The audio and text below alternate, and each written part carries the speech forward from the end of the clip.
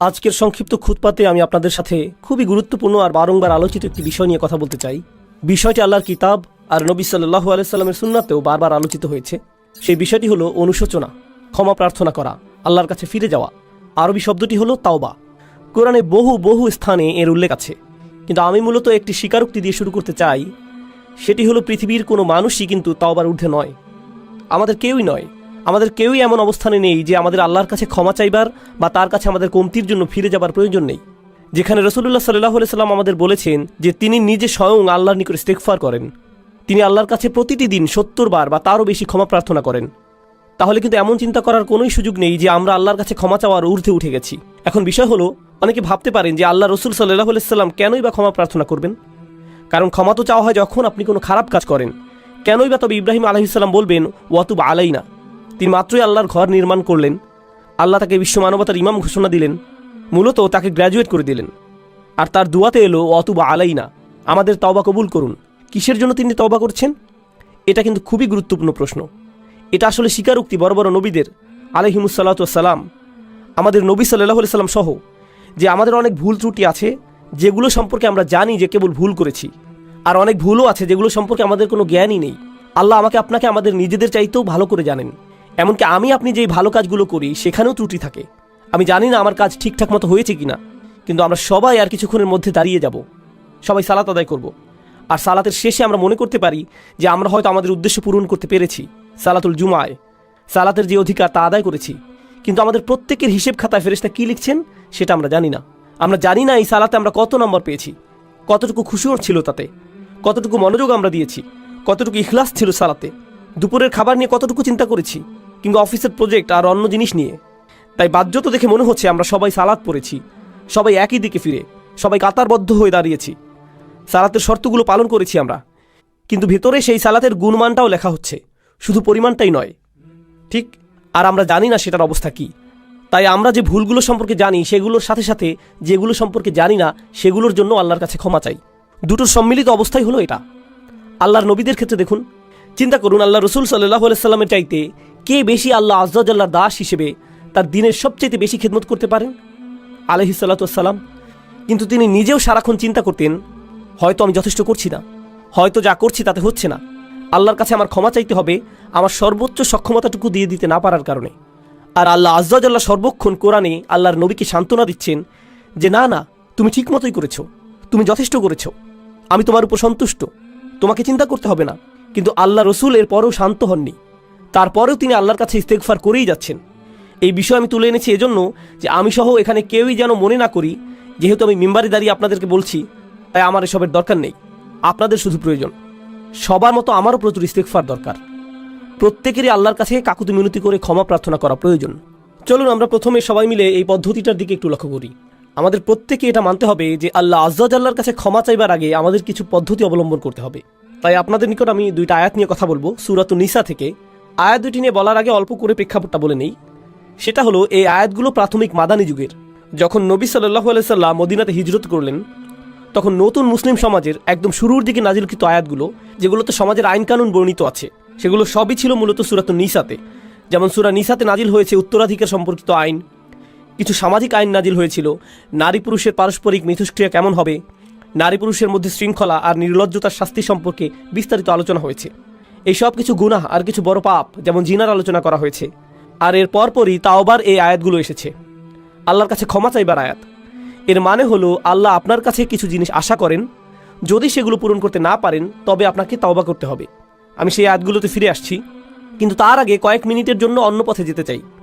দেখুন, আমরা সবাই গুনাহগার, এর কোনো ব্যতিক্রম নেই। আমরা সবাই পাপ করি।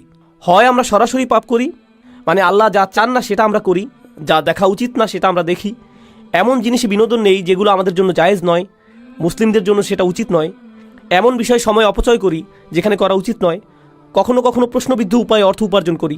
মুসলিমরা আমরা এমন সব ব্যবসায় জড়িত হয়ে যাই, এমন সব লেনদেন করি যেগুলো সম্পর্কে জানি যে সেটা প্রশ্নবিদ্ধ, তবু আমরা সেগুলো করতেই থাকি এই যুক্তিতে যে দেশের অর্থনৈতিক অবস্থা খারাপ। কি আর করবো বলুন, আমাদের পরিবারকে তো খাওয়াতে হবে। এগুলো জায়েজ করতে আমরা প্রচুর অজুহাত দাঁড় করাই, এগুলো ব্যবসায়িক লেনদেন হোক বা না হোক। এছাড়া শুধু তাই নয়, আমরা অনেক সময় আমাদের পরিবারের সাথে অন্যায় আচরণ করি, আমাদের স্ত্রী, আমাদের সন্তান, আমাদের ভাই, আমাদের কাজিনদের সাথে আমরা দ্বন্দ্বে জড়িয়ে পড়ি, উত্তরাধিকার নিয়ে অন্যায়ভাবে ঝগড়া শুরু করে দেই। কত ধরনের অন্যায় কাজই তো আমরা করি। আর আমাদের দৈনন্দিন জীবনেও আমরা সহজেই রেগে যাই, মুখের ভাষার নিয়ন্ত্রণ হারিয়ে ফেলি, বাজে শব্দ ব্যবহার করি, একে অন্যের গীবত গাই, আমরা মিথ্যা বলি, ছোটোখাটো মিথ্যাকে গুরুত্বপূর্ণ মনে করি না, তাই না? আপনার বস ফোন দিয়েছে, আপনি ঘর থেকে বেরই হননি, কিন্তু আপনি বললেন আমি একদম অফিসের কাছেই। না, আপনি তো অফিসের কাছে নন, আপনি 10 মাইল দূরে। কিন্তু বসকে একটু মিথ্যা তো বলতেই হবে, তাই না? আমরা এসবকে তেমন কিছু মনে করি না। তাই কেউ যদি বসে বসে নিজের যত পাপ আছে সব নিয়ে চিন্তা করে, অন্তত যেগুলো মনে পড়ে সেগুলো নিয়ে। মনে আছে খুতবার শুরুতে বলেছিলাম, অনেক পাপ আছে যেগুলো আমরা মনেও করতে পারি না। এত পাপ আছে যা আল্লাহ আমাদের থেকে ভালো জানেন যে কোথায় আমাদের পাপ হয়েছে। আর এগুলো তো শুধুই গুনাহের কাজগুলো, কিন্তু আমাদের ভালো কাজে যেসব ভুল হয়েছে সেগুলো তো অগণিত। অন্য ভাষায় বললে, যেমন আমি বললাম সালাত, দুয়া, অজুর মতো সহজ জিনিসগুলো, আমাদের অজুতে কত রকম ভুল ছিল, আমাদের সালাতে কতগুলো ত্রুটি ছিল, আল্লাহর কাছে দোয়ার সময় আমরা কতটুকু মনোযোগ দিচ্ছিলাম। খুব জনপ্রিয় একটা ঘটনা মনে পড়ে গেল, আমি প্রায় এটা বলি। আলী রাদিয়াল্লাহু তাআলা আনহু এক লোকের পাশ দিয়ে যাচ্ছিলেন, সে ইস্তেগফার করছিল, সে শুধু আল্লাহকে ক্ষমা করতে বলছিল আস্তাগফিরুল্লাহ আস্তাগফিরুল্লাহ আস্তাগফিরুল্লাহ। সে শুধু এটা বলেই যাচ্ছিল, মুখস্থ বলছিল। আর তিনি তাকে দেখে বললেন, তোমার ইস্তেগফার প্রয়োজন, তাই না? যেভাবে আল্লাহকে বলছো ক্ষমা করতে, কি এসব? তুমি শুধু পাখির মতো উচ্চারণ করেই যাচ্ছ, এর অর্থ সম্পর্কেও তুমি জানো না। দেখে মনে হচ্ছে তুমি আসলে চাচ্ছও না, শুধু কসরতের মতো করছো। ইস্তেগফার তো এমন হবার কথা নয়, আন্তরিকভাবেই তোমার পাপের জন্য অনুশোচনা হবার কথা। তাই প্রথম যেই কথা আপনাদের বলতে চাই তা হলো, আমরা প্রতিনিয়ত প্রচুর মন্দ কাজ করি, আমরা প্রচুর ত্রুটি করি। আমাদের বাম দিকের ফেরেশতা খুবই ব্যস্ত থাকেন, আর প্রচুর লেখালেখি করতে হয়। আর কেউ যখন আসলেই এসব নিজের ক্ষেত্রে চিন্তা করে, দুইটি জিনিস সঙ্গেই হয়, দুটি জিনিস সাথে সাথেই হয়ে যায়। সেগুলোর একটি হলো যে সে আবেগ আচ্ছাদিত হয়ে যায়, সে মনে করে আমি তো ধ্বংস হয়ে গেলাম, আমার তো জান্নাতে ঢুকবার কোনো উপায়ই নেই, আমি যা যা করেছি এর কারণে সেখানে তো আমার কোনো স্থানই হবে না। এটা হলো একটা বিষয়, আর এটা কিন্তু ভালো ব্যাপার নয়, সেটা একটু পরে বলছি। আরেকটা জিনিস যা হয় সেটা মোটামুটি ভালো, সেটা হলো আপনি অন্য মানুষ সম্পর্কে অতিরিক্ত চিন্তা করা বন্ধ করে দেন। দেখুন, আপনি যখন অন্য মানুষ কী কী ভুল করছে সেটা নিয়ে ব্যস্ত থাকেন, তাদের ভুল, তাদের পাপ, সেই ভাই এমন করছে, ওই বোন এমনটা করছে, এগুলো কিসের লক্ষণ জানেন? তা হলো আপনি আপনার নিজের সম্পর্কে চিন্তিত নন। আপনি নিজের ব্যাপারে এতই নিশ্চিন্ত যে অন্যকে নিয়ে ভাববার অনেক সময় আপনার আছে। এর অর্থ হলো এটাই। এর মানে হলো আমরা নিজেদের ভুল ত্রুটি, নিজেদের পাপ নিয়ে চিন্তিত নই, বরং অন্যদের ছোটোখাটো ভুল নিয়ে চিন্তা করার প্রচুর সময় আমাদের হাতে, সেটাই এটার অর্থ। তাই আমরা যদি নিজেদের পাপ নিয়ে চিন্তা করি, তাহলে অন্যেরা কী করেছে সেটা নিয়ে এত না ভেবে নিজেদের অবস্থা সম্পর্কে বেশি দুশ্চিন্তা করতে পারবো। এখন আপনি যদি সত্যি সত্যি নিজের অবস্থানে চিন্তাবোধ করেন আর ভয়ে আচ্ছন্ন হয়ে পড়েন যে আমার কোনো আশাই নেই, আমার জন্য কোনো ক্ষমাই নেই, তাহলে এই সময় আমাদের আল্লাহ আজ্জা জাল্লার হৃদায়তের প্রয়োজন। কারণ খুবই কষ্টকর আর দুঃখজনক অবস্থা এটা। দেখুন, সবচাইতে কষ্টকর আর সবচাইতে ক্ষতিকর মানসিক অবস্থা হলো একদম নিরাশ হয়ে যাওয়া। সবচাইতে ক্ষতিকর মানসিক অবস্থা এটা। এমনকি অমুসলিমরাও, তারা যখন একেবারেই আশাহীন হয়ে যায়, তখন ড্রাগ ওভারডোজ করে, কেউ আত্মহত্যা করে, সব ধরনের অপরাধ করতে থাকে। যখন তারা নিরাশ হয়ে থাকে, নিজেদের নিয়ে আর কোনো আশাই বাকি থাকে না, তখন যা ইচ্ছা তাই করতে থাকে। যখন কেউ নিজের আত্মার একেবারে নিম্নতর অবস্থায় চলে যায়, তখন সেই মানুষের মনে আর কোনো প্রকার আশারই অস্তিত্ব থাকে না। কিন্তু আল্লাহ আজ্জা জাল্লাহ আমাদের আশাহীন করে রাখেননি। আল্লাহ রসুল সাল্লাল্লাহু আলাইহি সাল্লাম আমাদের অনেক আগেই বলে গিয়েছেন, কুল্লু বানি আদম খাত্তাউন, প্রত্যেক আদম সন্তান ভুল করে। অন্তত এখন তো আমরা জানি এই কথাটি, আল্লাহ রসুল নিজেও স্বীকার করেছেন সাল্লাল্লাহু আলাইহি সাল্লাম।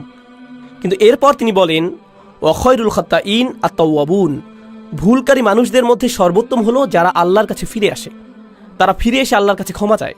অন্যভাবে বললে, আল্লাহ এই দরজা আমাদের জন্য খুলে রেখেছেন। যত পাপই আমরা করি না কেন, আল্লাহ আমাদের পুরো আমলনামা মুছে পরিষ্কার করে দিতে রাজি আছেন, কিছু থাকবে না। যে কোনো সমাজে যদি কোনো অপরাধ করেন, সেটা আপনার পার্মানেন্ট রেকর্ডে চলে যাবে, সেটা আর মোছা যাবে না, সেটা আর সরানো যাবে না, সেটা ওখানেই থাকবে, আজীবন থাকবে, যেন কালো এক মেঘ আপনার উপর। যেসব মানুষ যে কারণেই হোক এসবের মধ্য দিয়ে গিয়েছেন, বের হবার পর তাদের চাকরি খুঁজতে খুব কষ্ট হয়েছে। কেউ তাদের ব্যাকগ্রাউন্ড চেক করলে আর চাকরি দেয় না, কারণ তাদের রেকর্ডে কিছু একটা আছে। আল্লাহ আজ্জা জাল্লাহ আপনার আমলনামা একেবারেই মুছে দেবেন, যদি আমি আন্তরিকভাবেই আল্লাহর দিকে ফিরে যেতে প্রস্তুত থাকি। যদি আসলেই আমরা চাই এমনটা, আমরা যদি সত্যিই আন্তরিক হই, তবে আল্লাহ সুবহানাহু ওয়া তাআলা শুধু কথার কথা বলছেন না, তিনি আসলেই আন্তরিক এক অন্তর চান, যে তার দিকে ফিরে আসবে। এমন অন্তর যা তার নিজের কীর্তির ব্যাপারে সত্যিকার অর্থে লজ্জিত থাকবে, যদি আমরা এমন করতে পারি তবে আল্লাহ একেবারে শুরু থেকে শুরু করবেন আমাদের জন্য, একেবারে ফ্রেশ স্টার্ট দেবেন। এই আশার আলোই আল্লাহ আজ্জা জাল্লাহ আমাদের সূরাতুল ফুরকানে দিয়েছেন। তিনি আসলেই চরম পদক্ষেপ নিয়েছেন এখানে।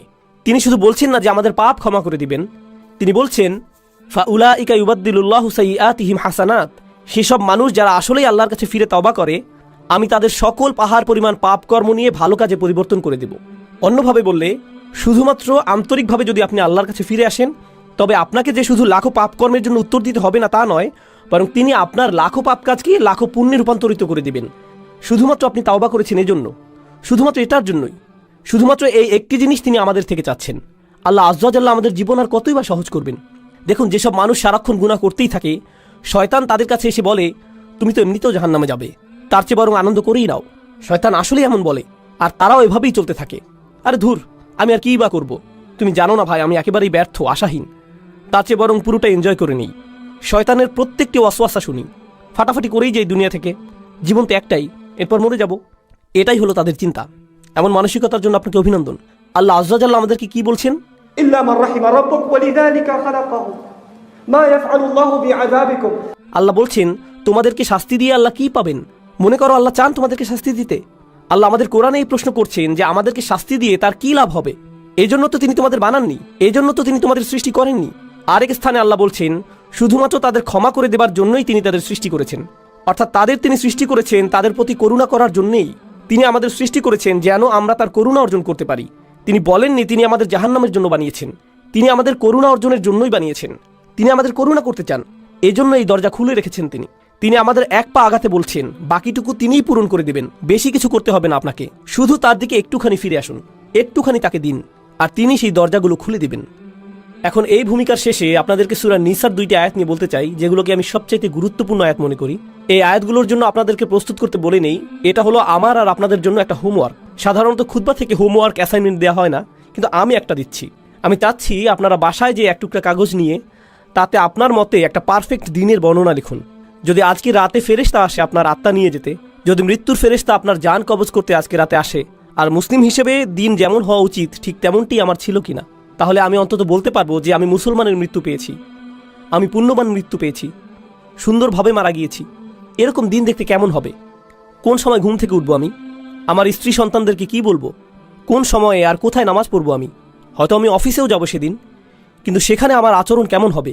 সেক্রেটারির সাথে কিভাবে কথা বলবো? আমার চোখ কোথায় থাকবে? আমি কম্পিউটারে কি দেখব? আমার বসের সাথে কতটা সৎ থাকবো আমি যদি জানি সেই রাতেই ফেরেশতা আসবে, তবে সেই দিনটা কেমন যাবে? মুসলিম হিসেবে একটা পারফেক্ট দিন দেখতে কেমন হবে? এই দিনটি কিন্তু আপনার ক্ষমার বাইরে যাবার দরকার নেই। দিনটি হতে পারে যে কোনো সাধারণ দিন, আপনার যা করা উচিত তাই করছেন। এতে যেসব জিনিস থেকে দূরে থাকার কথা আপনি দূরেই থাকছেন, খুব একটা কঠিন না।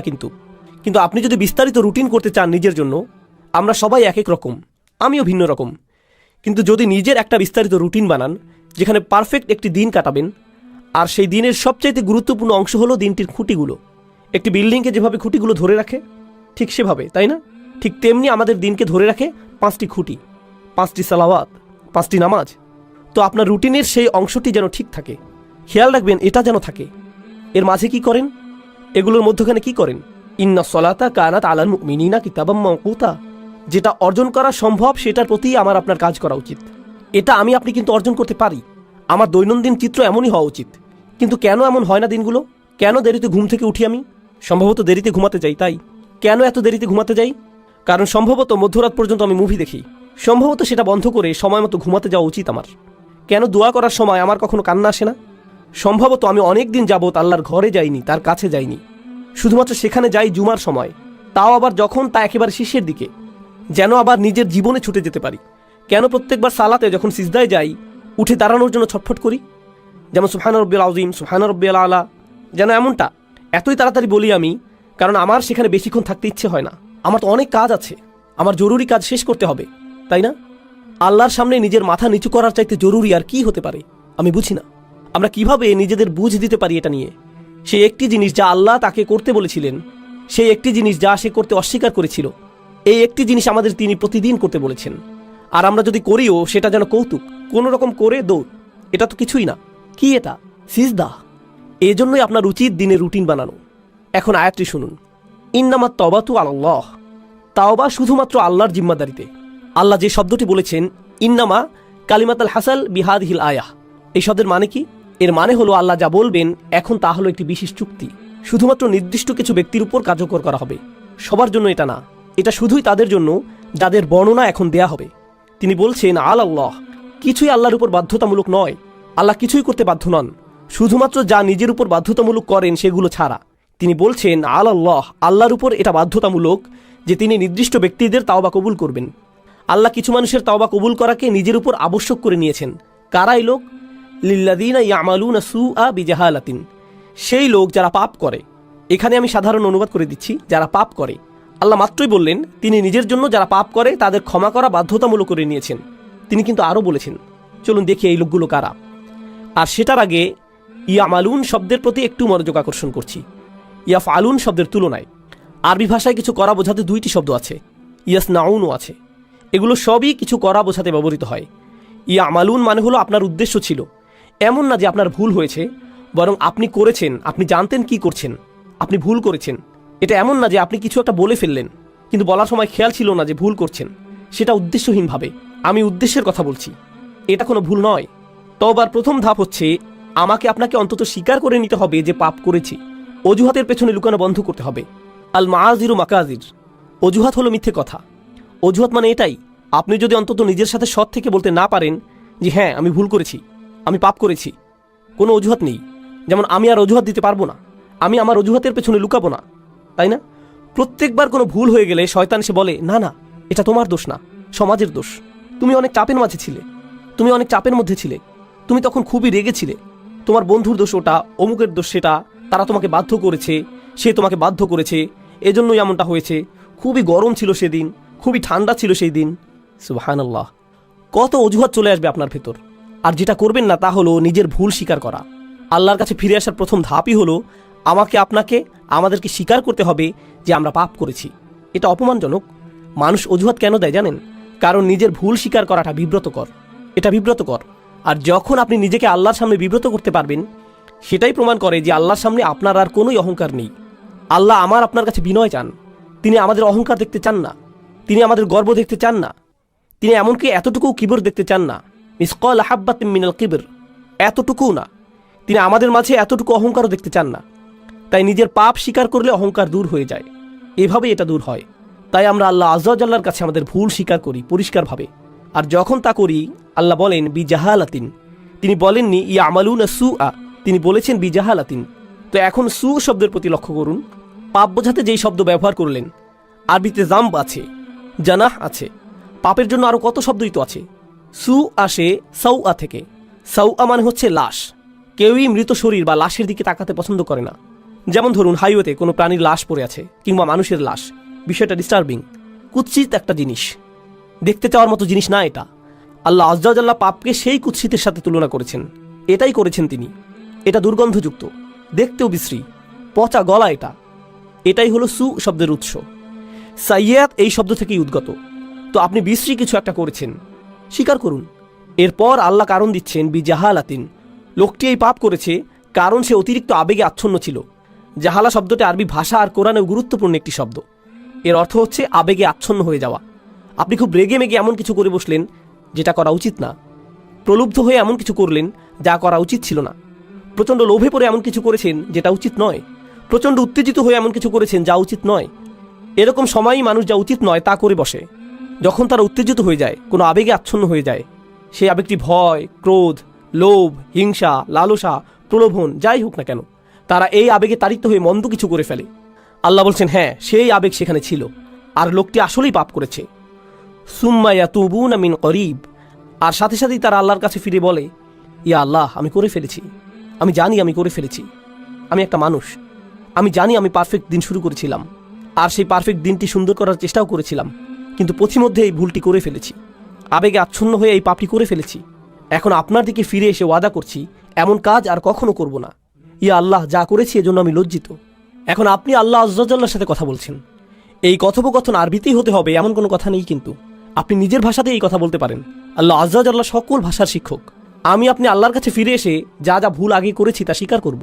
ফাউলাইকা ইয়াতুবুল্লাহু আলাইহিম, তারাই সেই সব লোক যাদের তাওবা আল্লাহ কবুল করেন, তারাই সেই সব মানুষ যাদের জন্য তিনি দরজা খুলে দিতে চান, সেই দরজাটি আপনার জন্য বন্ধ না।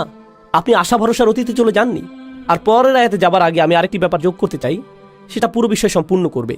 সেই আয়াতটি ছাড়া বিষয় পূর্ণ হবে না। খুবই গুরুত্বপূর্ণ। তা হলো, অন্যেরা যেভাবে আপনাকে দেখে আপনি নিজেকে সেভাবে ভাববেন না, নিজেকে অন্যদের মতো করে বিচার করবেন না। অন্যেরা ভাবতে পারে আপনি অনেক অসাধারণ, সেটাই আপনাকে অসাধারণ করবে না, এমন নাও হতে পারে। মানুষ আবু বকর সিদ্দিক রাদিয়াল্লাহু আনহুর কাছে এসে বলতো, আপনি খুবই ভালো। তিনি শুনে বলতেন, আল্লাহুম্মা আতিনি বিমা ইয়াকুলুন ওয়ালা তুআখিযনি বিমা লা ইয়ালামুন। তিনি বলতেন, ইয়া আল্লাহ, তারা যা সত্য মনে করে সেটা আমাকে দিন, আর তাদের যেটার জ্ঞান নেই সেটার কারণে আমাকে পাকড়াও করবেন না। তাদের কোনোই জ্ঞান নেই, তিনি নিজেই জানতেন। অন্যেরা তার সম্পর্কে কি বলে সেটাতে তিনি অভিভূত হতেন না। একই সাথে অন্যেরা আপনার সম্পর্কে যেই খারাপ কথা বলে সেটা দিয়েও নিজের বিচার করবেন না। আপনি খুব খারাপ, আপনি দুর্নীতিগ্রস্ত, আপনি মুনাফিক, আপনি মিথ্যুক, আপনি ভণ্ড, আপনি অভদ্র, আপনি জাহান্নামে যাবেন, ইত্যাদি ইত্যাদি ইত্যাদি ইত্যাদি। এগুলোর কোনোই অর্থ নেই। মানুষ আপনাকে চেনে না, আল্লাহ জানেন। মানুষ যদি বলে আপনি কোনো কাজের না, আপনাকে দিয়ে কিছুই হবে না, ইত্যাদি ইত্যাদি, এর মানে এই নয় যে আল্লাহ আপনার সম্পর্কে সেটাই ঠিক করেছেন। ঠিক যেভাবে মানুষের প্রশংসা আপনাকে ভালো মানুষ বানায় না, তেমনি মানুষের নিন্দাও আপনাকে মন্দ লোক বানিয়ে দেয় না। সেটার সিদ্ধান্ত শুধু আল্লাহরই কাছে, আর কারো নয়। সেটা শুধু আপনার আর আল্লাহর মধ্যেই। আপনার সম্পর্কে মানুষের মন্তব্য যেন আল্লাহর সাথে সম্পর্ক নষ্ট না করে দেয়। তারা আল্লাহর কাছ থেকে তথ্য নিয়ে আপনার ব্যাপারে মন্তব্য করেনি, তাদের সেই তথ্য নেই, শুধু তার কাছেই আছে। তিনি বলছেন, শুধু এই লোকগুলোর তওবাই আমি কবুল করব। আল্লাহ আমাদের সবাইকে তাদের অন্তর্ভুক্ত করুন। এর পরের আয়াতে বলছেন, এই লোকগুলো থেকে আমি তওবা কবুল করব না। পরিষ্কার করে বলছি, আমি চাই তোমরা তওবাকারীদের মধ্যে অন্তর্ভুক্ত হও। এই লোকগুলোকে আমি গ্রহণ করব, কিন্তু এদেরকে আমি গ্রহণ করব না। লাইসাতুত তাওবাতু লিল্লাযীনা ইয়ামালুনা সাইয়্যাত, যারা পাপ করতে থাকে একের পর এক একের পর এক। আগের আয়াতে শব্দটি ছিল সু, মুফরাদ, এক বচন। এখন আমরা পাচ্ছি সাইয়্যাত, বহু বচন। এর মানে হচ্ছে সে বারবার গুনাহ করে আর বলে, আরে আস্তাগফিরুল্লাহ, করা উচিত ছিল না, কিন্তু কালকে আবার করব, এরপর আবার আস্তাগফিরুল্লাহ বলবো, সমস্যা নেই। তারা নিজেদের পাপের প্রতি আসক্ত না, বারবার বারবার তারা করতেই থাকে না। নিজেদের বলে না তাওবার দরজা তো খোলাই আছে, আমি আরেকটু মজা করে নিতে পারি। এটা আসলে হলো খ্রিস্টান মানসিকতা। আমি রবিবার যে ক্ষমা চেয়ে নেব, পুরো সপ্তাহ পার্টি করে নেই, তাই না? এরপর রবিবার আবার যে খাতা পরিষ্কার করে আসবো। এভাবে আমাদের দিন চলে না। আল্লাহ নিশ্চিত করেছেন যেন আমরা তার দিন নিয়ে এভাবে খেলা না করি। তাই তিনি বলছেন, যেসব মানুষ বারবার গুনাহ করে, বারবার ফিরে যায়, এই চিন্তা করে যে ক্ষমা চাইবে আর সব ঠিক হয়ে যাবে, এমনটা গ্রহণযোগ্য নয়। এভাবে আল্লাহ আজ্জা জাল্লার সাথে খেলা করা যাবে না। ওয়ালাইসাতিত তাওবাতু লিল্লাযীনা ইয়ামালুনা সাইয়্যাত হাত্তা ইযা হাদারা আহাদুহুমুল মাউত, অবশেষে তাদের কারো মৃত্যু চলে আসে। ক্বালা ইন্নী তুবতুল আন, আমি আসলেই তওবা করছি, এই শেষ, আর কখনো করব না। একবার আমি প্লেনে যাচ্ছিলাম, আর সাধারণত যখন প্লেনে চড়ি আমি ঘুমিয়ে যাই। তো আমি যাচ্ছি আর আমার আশেপাশে দেখছি মানুষজন তাদের আইপডে অথবা আইপ্যাডে বা তাদের ল্যাপটপে বসে মুভি দেখছে, অথবা তাস খেলছে, গান শুনছে, প্লেনে বসে মাথা দুলাচ্ছে, তাই না? তো ঘুম ভেঙে দেখি প্লেন হঠাৎ 50 ফিটের মতো নেমে গেছে, কেবিনের প্রেশার বদলে গেল, মালাকুল মৌতের কাপগুলো নেমে এলো, তাই না? তখন আশেপাশে সবাই কি করতে দেখেন? সবাই দোয়া করছে, একেবারে সবাই। ও আল্লাহ, আমি সরি, আমি সরি, আমি সরি। সবাই এমন করছে। কি ধর্ম সেটা আসে যায় না, সবাই দোয়া করছে। এরপর ক্যাপ্টেন ক্ষমা চাইলো, কাপগুলো উপরে উঠে এলো, প্লেন আবার স্থির হলো। এরপর কি হয় বলুন তো?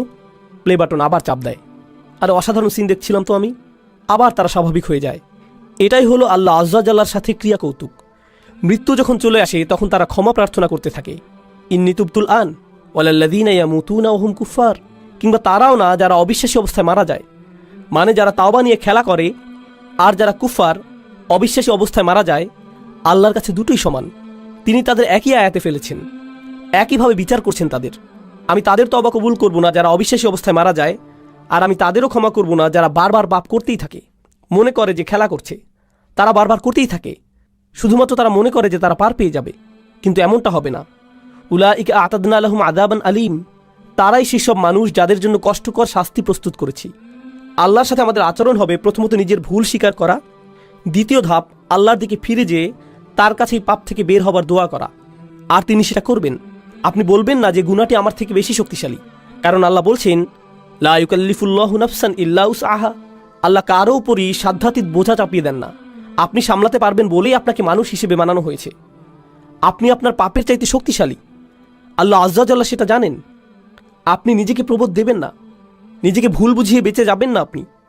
আপনি যেই পাপে জর্জরিত থাকেন না কেন, আপনি সেটার চাইতে শক্তিশালী। এটাই আল্লাহ আমার আপনার জন্য করেছেন। তিনি আমাদেরকে সম্মানিত করেছেন। তিনি আমাদেরকে সম্মানিত না করলে আমাদের পাপ আমাদের চাইতে শক্তিধর হয়ে যেত, শয়তান আমাদের চাইতে ক্ষমতাধর হয়ে যেত। ইন্না ইবাদি লাইসা লাকা আলাইহিম সুলতান, আমার বান্দার উপর তোমার কোনো কর্তৃত্বই থাকবে না।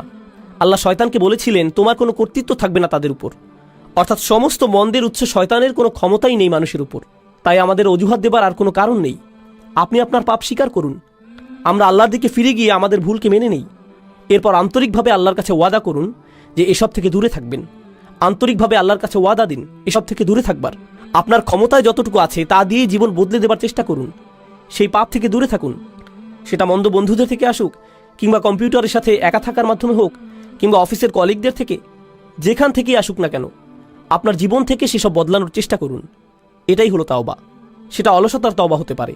আপনি হয়তো ফজরের অনেক পরে উঠে কাজা পড়েন, আহা কাজাটা পরে নেই, তবে এটাই আপনার কাছে নর্মাল হয়ে গেছে। সিরিয়াসলি আর নেন না এটা। আপনি বলেন আমি চেষ্টা করেও পারি না। অবশ্যই পারেন। রাতে মুভি দেখা বন্ধ করে আল্লাহর সামনে দাঁড়ান, অজুহাত দেওয়া বন্ধ করুন, নিজেকে প্রবোধ দেওয়া বন্ধ করুন। আল্লাহ আজ্জা জাল্লাহ এই জাতিকে তখনই উপরে তুলবেন যখন এই জাতি তওবার জাতি হবে, যখন আমরা আমাদের তওবা দ্বারা পরিশুদ্ধ হব। আল্লাহ আজ্জা জাল্লাহ আমাদের সবাইকে তার ক্ষমা চাইবার ক্ষেত্রে আন্তরিকতা দান করুন। আল্লাহ আজ্জা জাল্লাহ আমাদের তওবা গ্রহণ করুন, দিনে দিনে আরও ভালো মুসলিমে পরিণত করুন। আল্লাহ আজ্জা জাল্লাহ যেন আমাদের শক্তিশালী সুন্দর মুসলিম পরিবার গড়ে তোলার সামর্থ্য দেন, যারা এই দিনের সৌন্দর্য বিশ্বের সামনে তুলে ধরতে পারবে। বারাকাল্লাহু লি ওয়া লাকুম ফিল কুরআনিল হাকিম ওয়া নাফা'নি ওয়া ইয়্যাকুম বিল আয়াতি ওয়া যিকরিল হাকিম। আসসালামু আলাইকুম ওয়া রাহমাতুল্লাহি ওয়া বারাকাতুহু।